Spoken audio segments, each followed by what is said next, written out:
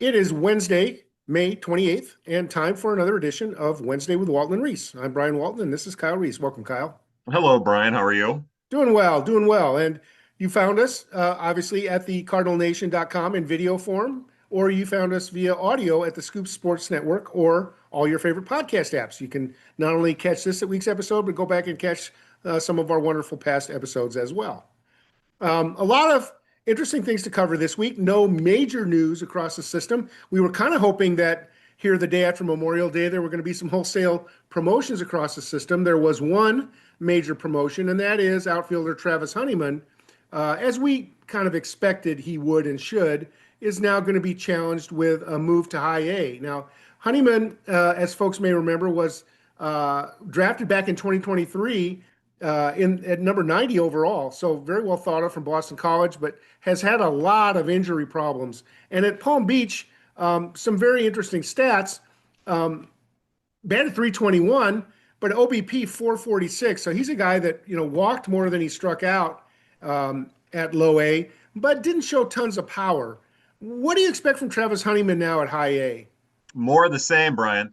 I think that he has a contact-oriented swing. I think we're going to, once the high A level starts challenging him with fastballs up, I'll be anxious to see like how that translates because that's the one area we started to see him struggle with at Palm Beach. And then he made the adjustment and he started hitting the high fastball. He's playing center field in his day. He played center field in his debut high A game. We want to continue to see him evolve as an outfielder, whether he's capable of staying in a corner or staying in center or moving to a corner, things like that. But I do think you're going to see a patient hitter with a high contact rate who might not profile best for a corner outfield immediately. We talked about it a little bit, but he's got a lot of weird quirkiness in his swing, a lot of moving parts, and I'm anxious to see how a little bit more advanced pitchers exploit some of his holes. So that's what I'm looking for, Brian. One of the things that we did see from Travis Honeyman, now that he's finally healthy in Palm Beach, he stole 7 bases in 8 attempts. So, he obviously has some speed, which is, maybe why he's playing center field as well. If he could stay at that premium defensive position, it would certainly help the low power part of his profile. Absolutely, yeah. We'll get into the speed of it all here in a little bit, but we also saw tonight on Tuesday night how Joshua Baez stole his 20th base already for Peoria. So that's another good thing. That's an interesting team. I do think the one thing to take from the Travis Honeyman promotion is that I think it signals that more promotions are coming. And that probably means that we're going to see some people released from the organization. So I would think that the next couple weeks, as they prep for the draft in July, we'll start to see quite a bit of movement at the minor league level. Yeah, there's still quite a contingent of players in the Florida Complex League. And so there's always that possibility that some of those guys will move up and others will move up. And, they're needed for injuries. But as Kyle's mentioned, during this time of the season, a third of the way to half of the way in, some of these guys unfortunately, reach the end of their time with the Cardinals. So we'll have to be watching that. One of the guys that was recognized this last week as the player of the week in the Texas League, catcher, 21-year-old catcher Leonardo Bernal. And he's a guy that I don't know how you can be underrated if you're in the top 10 prospects in the system, but I think Bernal might be one of the most underrated top 10 prospects. How do you feel about Leonardo Bernal? Yeah, Brian, I'm on board with that. I'm really impressed by that young man. It's the same kind of things that we keep saying. He's young for Double A. He's still developing. There's raw power from both the left side and the right side of the plate. It's been interesting to watch him tap into some of the more raw power he has from the right side this past week. We'll see if he can maintain that. But his catching game is elevated. He looks like his arm is as strong as it's ever been. And for a prospect that they've kind of moved quickly through the system at such a young age, the only other, I mean, other than like Nolan Gorman and Mason Wynn and Jordan Walker, I think there's a parallel to be drawn by the path that they have Leo Bernal on with where they had Ivan Herrera. Because Herrera was about that age, granted 2020, the lost COVID season, the lost minor league COVID season, kind of throws off the timeline for Herrera a little bit, but he is kind of on that 21-year-old at Double A timeline with raw defensive skills, a bat that's pretty impressive with an interesting approach. And it's all still developing. How do you compare, or can you compare the defense of Bernal and Herrera? I don't think I remember watching Avon Herrera specifically at Palm Beach for the against Bradenton, and then I remember watching him against Peoria, and then or for Peoria, and not thinking that there'd be anything wrong with his defense. And then you get to Double A, and he'd lead the ball off the base a little bit, but he was still throwing people out at an acceptable rate. You could tell he was getting better and getting better and getting better. And then I don't know if it's because of the knee issue that he's had and dealt with for a while now, or the shoulder issue. He just, since his time at the major leagues, his debut at the major leagues, where he sat on the bench, Matt Wieters and then they sent him back down to AAA. It just seems like that side of his defense has gotten worse and worse and worse, even though he's trying to make it better and better and better. So what you're saying, Kyle, is that we shouldn't necessarily assume what Leonardo Bernal, the catcher, is going to be at the major league level by what we're seeing at Double A and below. That's it. And even though that's it, Brian. And even though we see him taking a lot of positive steps, I keep harping on it over and over again. The catching position, both behind the plate and at the plate, is the toughest position. The tools of ignorance. It is the toughest position to become major league ready and major league sustainable at.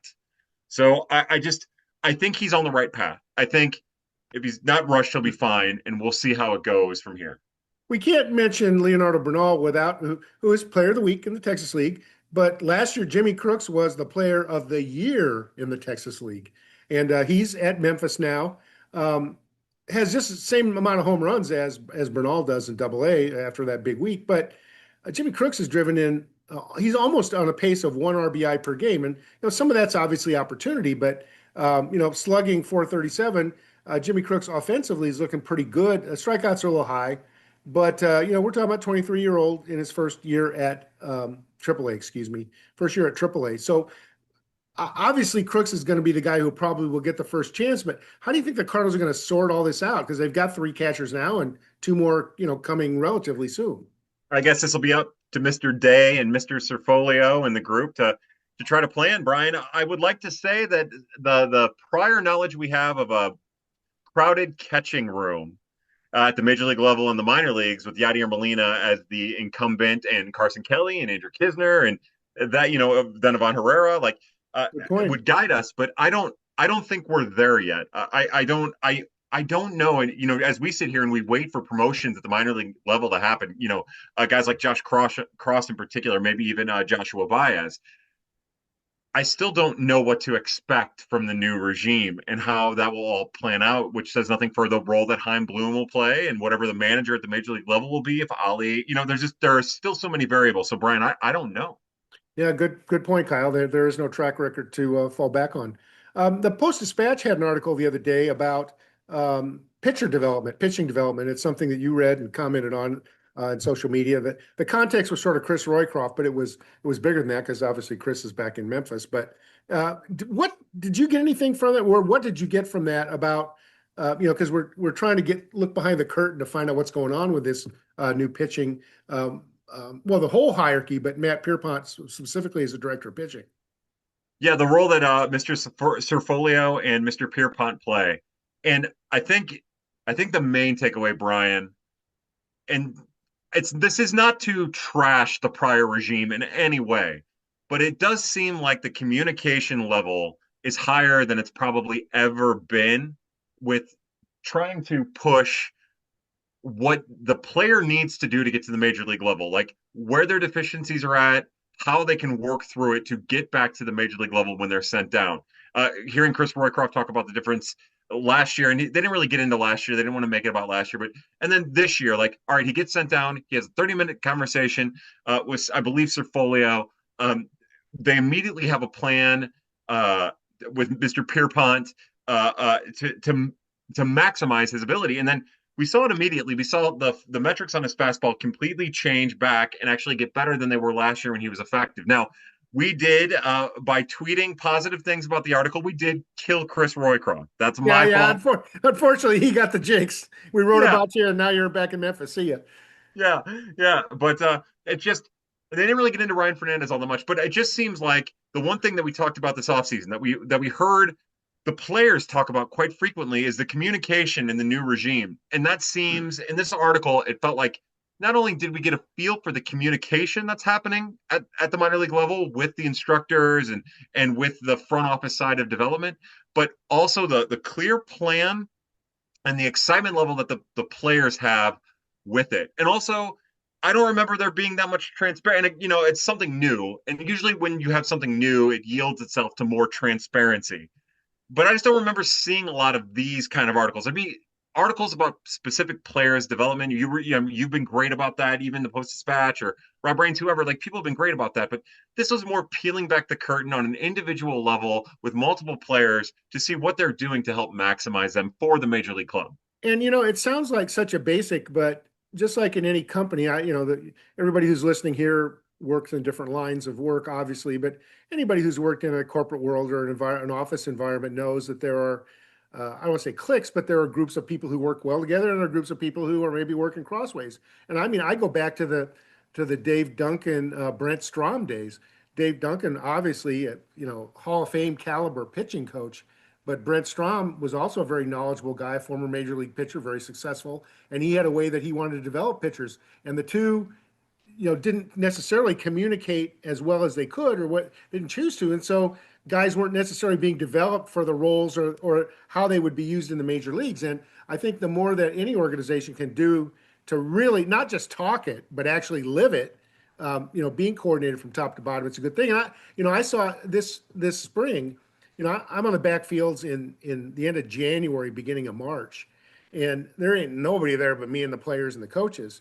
And here's the major league pitching coach back there with the minor leaguers, helping them on the mound. And he didn't have to be there, right? That's what he did. He didn't have to be there, but he was there with the minor leaguers, even though some of these kids may never make it to St. Louis. And that, showed me just a level of personal commitment too that needs to be there to make this thing be a seamless operation. Yeah, yeah. If you have the major league coaches helping to drive the bus and the communication completely open and honest, then it's only going to benefit everybody in the long run. When you're talking about professional athletes, it's tough. Sometimes you might have to check your ego, and I guess that's where the challenges will be. But it seems positive, nothing but positive so far, Brian. By the way, Kyle, I saw you glance back over your left shoulder a minute ago. I saw Ryan Lutos in the background like this. I would worry if I were you. Kind of keep an eye turned there.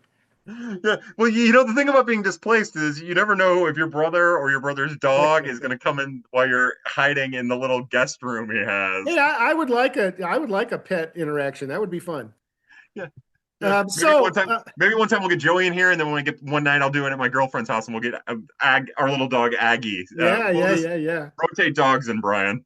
Yeah, wiener dogs. We need them. So, unfortunately, now we're at the point, maybe 10, 15 minutes in, where we have to talk about pitching injuries because this seems to be the theme this year in the system. Ian Bedell, back on the IL, he spent most of August and September, if I remember, last year out, having a rough season back at Memphis. So maybe I don't know, what his injury is or how long he's going to be out, but, basically resetting may not be a bad thing for Ian Bedell. Yeah, I hope so.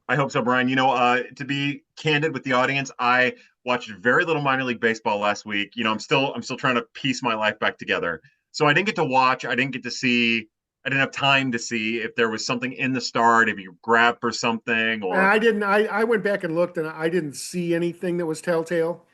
Yeah. Well, maybe that's good. Hopefully that's a good sign for him. But they waited to put him on the IL like 3 or 4 days after his final start, his prior start. So it was, I don't know, maybe they were watching something and it didn't develop or didn't improve the way they wanted it to.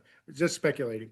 That sounds about right. Yeah, he would show improvements with his slider and his fastball, but his command was just not up to par, and neither were any of his other pitches. So, he was given that tough Battle of the Birds assignment against the major league club, and he had I think one decent start in 8 starts or whatever, and he never got solid footing. So there's a bullpen arm there more than likely. There might be a starter arm, but there's a bullpen potential arm there. So hopefully, a lot of folks are pulling for him as a former Mizzou guy. Yeah, myself included. I the only affiliation I have with Mizzou is that I was born and raised in St. Louis, Missouri. My dad was a huge Mizzou fan, so I'm one of those people who pulls for them because of his Mizzou connection. So here's to hoping he gets a little reset and is back on the rehab trail, much like Quinn Mathews and Markevian Hentz. All right, so let's talk about them. They're the numbers 2 and 3 of the Memphis rotation out. Of course, Sam Robertson is out for the year, so Drew Rom is back for what that's worth. Yeah. Maybe Rom can turn things around, but Memphis's rotation right now is pretty much in shambles. It's Michael McGreevy and some guys, Yeah. but Tink Hentz and Quinn Mathews are both pitching. What have you seen? And they're both at Low A Palm Beach right now, which of course is located in the Jupiter complex, so they can still keep an eye on them. Da, da, da, da. What are you seeing from them, and what's your feeling about readiness to go back to or to go to Memphis in Hentz's case, go back to Memphis in Matthews' case? I think that we're going to probably see Quinn back. I would say maybe 1 or 2 weeks. He seems he seems back, and I don't want to like everything's measuring about appropriately for what you would hope for him, and he seems to have his body in control. And they're starting to stretch him out a little bit, and his command is better. And that might and he's getting swings and misses, which I think is a big thing for everybody involved. I think that there's reason to maybe be a little bit more aggressive with him. I turned on Markevian start a little bit before you and I went to air, and he is not there yet. He just isn't. He's not getting swings and misses. You can tell he's working through his mechanics as he goes. Now, he only pitched 1 inning in his first appearance. He got up to 2 1/3 on Tuesday night, and he got up to 42 pitches. He only threw 21 of them for strikes. You can tell he was battling his command. Yeah, that's unusual. That's unusual for him. Exactly. He was battling his velocity a little bit. Like by the end of that start, his velocity had dropped down to like 90, 91. He got it up to 96, I believe, but the velocity ended up going down. So I would say that he's definitely more of a work in progress. I don't think he's showing signs that, I mean, granted, it's three and a third inning over 2 appearances. So it's definitely premature to really make any type of accusation. I thought his changeup looked good, which is important, but it also still doesn't seem to be playing off the fastball like it used to. So we're still learning about where Markevian and Tink Hentz is, and I'm not sure how this is all going to play out for him. Now, Hentz, just to remind everybody, Hentz, last time Hentz pitched in a game I was there, it was March 11th on the backfield. So he missed over 2 months with, I guess, a lat strain. I'm not sure exactly what it was. But, there's big hopes for Hentz. They promoted him to Memphis, even though he was injured.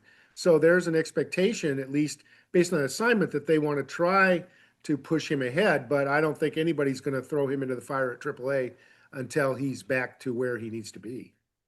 Yeah, I think that's a good call, Brian. Yeah. One more thing I want to talk about. There was an interesting line the other day. A lot of talk about the young shortstop Yairo Padilla, 18 years old, or is he 17 still? I think he's 17 still. Just came over from the Dominican Republic last year, vaulted up the national prospect list because Baseball America especially was very, very high on the young shortstop. A tall and lanky kid. Had a 5 stolen base game, interestingly, in a game in which he had no hits. And just 12 stolen bases at tops of the complex league. It's early on, but Yairo Padilla, what's your take on him? I know everybody says to keep an eye on him. I'm sorry. I mean, I know you haven't seen him on TV yet. Yeah, and hopefully that'll come soon. We're hopeful that we can see Rainiel Rodriguez and Yairo Padilla in the very near future. But again, they're young, take their time. No reason to get them to Palm Beach just yet. I think, and you're always kind of leery about what's said in DMs, but I want to toss something out to my good friend Kareem. We were in our DMs a little bit over the weekend, and I've been so focused on the what is now 20 stolen bases by Joshua Baez that I have not paid attention to the sheer amount of stolen bases organization wide across the system. Yeah, I mean, we talked about Honeyman. We not talking about Padilla. Talk about Baez. A lot of guys are running. It wasn't until now that it dawned. It wasn't until Kareem brought it to my attention that that's exactly what's happening. Everybody is running, and they're looking to steal bases and take advantage of every opportunity. So I love the fact that Yairo Padilla took advantage of his on-base ability and turned it into an extra base. I love that. I love that they're pushing that at the minors. I think it's great. But I also think it shows you that he was on base, stole 5 bases, didn't have a hit. exactly what it can be like at the complex, in on the backfields at the complex or even on the main field. It's still a very raw league. You know, Ray Rodriguez doing what he's doing, Rainiel doing what he's doing with all the home runs, but it's still very much a developmental league, which has nothing for what's going on in the DSL. But it's like, so just keep that in mind. These are all positive signs. It's also nice to put a magnifying glass on some of the things the organization is doing really well or trending towards, and getting a chance to talk about Yairo Padilla gives us a chance to talk about the speed in the organization and how everybody seems to be getting the green light and they're teaching the right way to steal bases because they have a pretty successful stolen base rate minor league wide. So I think it's good. I think it's impressive. I think it's awesome to have another 17-year-old, another teenager in the organization to be excited about. That's far away, so we can just watch him develop at his own pace. And I think it's just a good microcosm of what's going on, Brian. Kyle mentioned the DSL, Dominican Summer League, and of course that is the sixth and lowest level of the minor league system. And they'll be starting play a week from Monday, next Monday, June 2nd. So we'll be having, and their schedule's shorter, runs through mid-August. So I think it's about 50 games, something like that. But we'll have a weekly report. We don't have a reporter there on site as we do in the other affiliates, but we'll have a weekly report on what's going on in the DSL as well. And make sure that when you come to the Cardinal Nation to read our content, our daily game recaps, or the weekly or the weekly team reports, or whatever it is, you also take a look at the Cardinal Nation Prospect Guide. If you go read the details about it, you'll see a testimonial from Kyle Reis. And I didn't pay him for it. It was actually legitimate from his heart. Yeah. And there's lots of other good feedback there too. I think it's worth your money. You won't be disappointed. It's available in both PDF and spiral bound form. Please do that to support the podcast and support the site. Yeah, absolutely. It's essential. It is absolutely essential, especially now as we're getting into promotions. Yeah. And hopefully next time around, we'll be able to talk about promotions. I know folks are also interested in what we think the Cardinals are going to do in the draft, and we'll have time to go over their draft. Fifth, 55th, 72nd. Is that right? And 89th. And 89th. There you go. So 4 picks in the top 89. So it'll be an exciting year for the Cardinals to restock, and maybe there'll be somebody other than JJ Weatherholt that we can say is a sure bona fide major league hitter coming in the pipe. So that'll be fun to talk about in future episodes. Speaking of the draft, and we'll get into it when we do talk about the draft, I never thought of it this way. I wanted to tip my cap to a friend of mine who was like, the Cardinals are not a one draft pick team. And I think that there's a lot of organizations out there that are a one draft pick team. What do you mean by that, Kyle? What do you mean? If you hit on your first round draft pick, I think a lot of teams are out there trying very hard to hit on their first round draft pick. And then if you hit on it, you've got your draft pick, you hit on the first rounder, boom, you're good. And sure, you're trying to hit on all the other ones, but you're solely focused on hitting on the first rounder. The Cardinals do the first round about as well, on the average as compared to most other teams. But what they do best are those extra picks. And they haven't had extra picks in a long time. They've given away extra picks. They've given away their second round pick for Sonny Gray and Wilson Contreras. So having 4 of those top picks in the top 89 gives that scouting department a chance to maybe spread their wings with a little shove. So it's all just to say as a precursor, I think we're in for a little bit more exciting draft because there are some extra picks on the board. Now, unlike player development, where there's all new people involved, the people running the draft, Randy Flores and his team, are incumbents. So, that while there could be a tweak in the strategy with Hein Bloom there, it's pretty much the same people guiding the draft that have been there in recent years. But we'll talk about some of the players that have been linked to the Cardinals and what we think about them in a future episode of Wednesday with Walton and Reis. But for this time, May 28th, thanks everybody for watching and listening, and we'll talk to you next time around. Thanks, Kyle. Hey, thank you.